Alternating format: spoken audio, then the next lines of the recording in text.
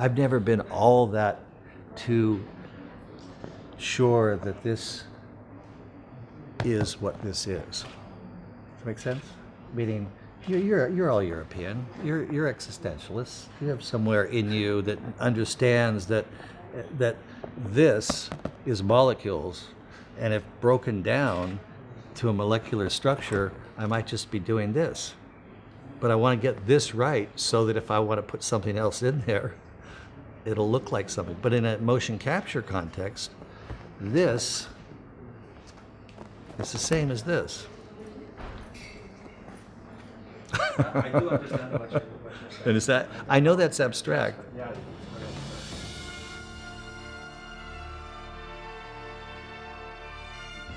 The primary thing is to find something that's authentic or real or lends itself to the graphic image. Often that's as simple as saying foreground, middle ground, and background. But the cinematographer, when they are there as the interpreter of that, not only just the interpreter of the light, the creator of the light, they really create with the director how you're going to feel about that image. If you cannot show that place in the right way, or those scenes which are not necessarily oriented to a place, but to an emotion, to a feeling, then it won't have the same impact. And so that's all in the hands, in my opinion, of the director and the cinematographer. And when those two are working very closely, then hopefully with the production designer and that triangle, you get something that transcends the sum of the parts.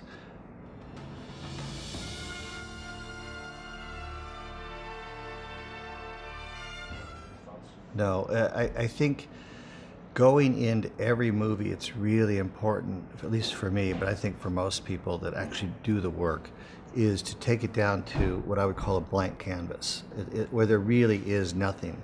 The anticipation of vision, or the anticipation of being able to create with all those people, that's where all the joy and the almost excitement is, like before Christmas is.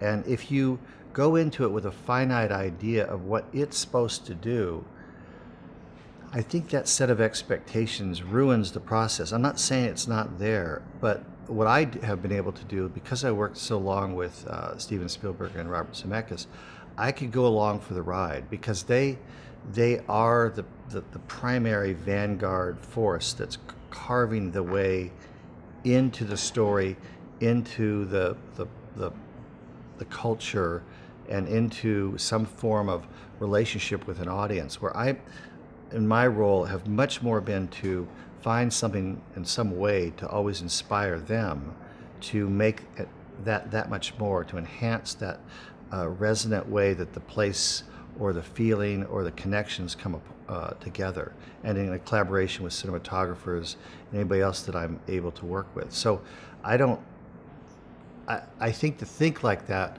would actually undo the process, because they don't know. I mean, the most important level I've ever gotten to with any of the directors that I've worked with, Spielberg, Zemeckis, Cameron, Zack Snyder, now JJ, is to get to the point where I could say, we really don't know what we're doing. We don't know what we're doing. And when I said that to Steven when we were younger on Jurassic Park, he lit up and goes, and that's the point. For Zemeckis, he would say, well, if we knew, then anybody could do it.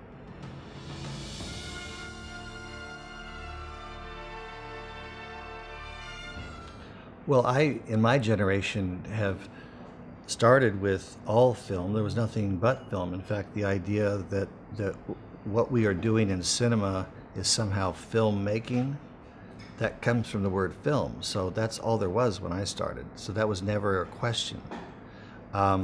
Now that we have a digital, and I don't even know what to call it. You want to call it digital filmmaking? I suppose that's what it is. It's digital cinema.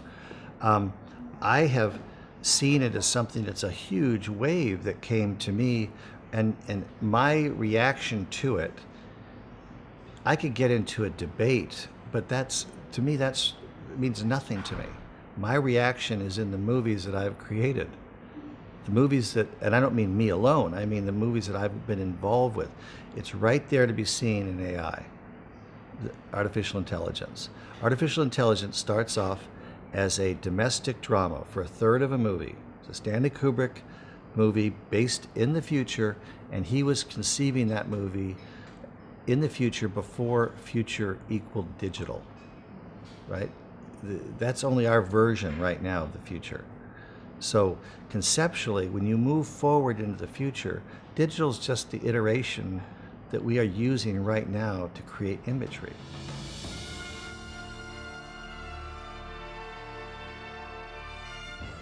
World building is the process of creating those places that you go to that impact the world, the movie.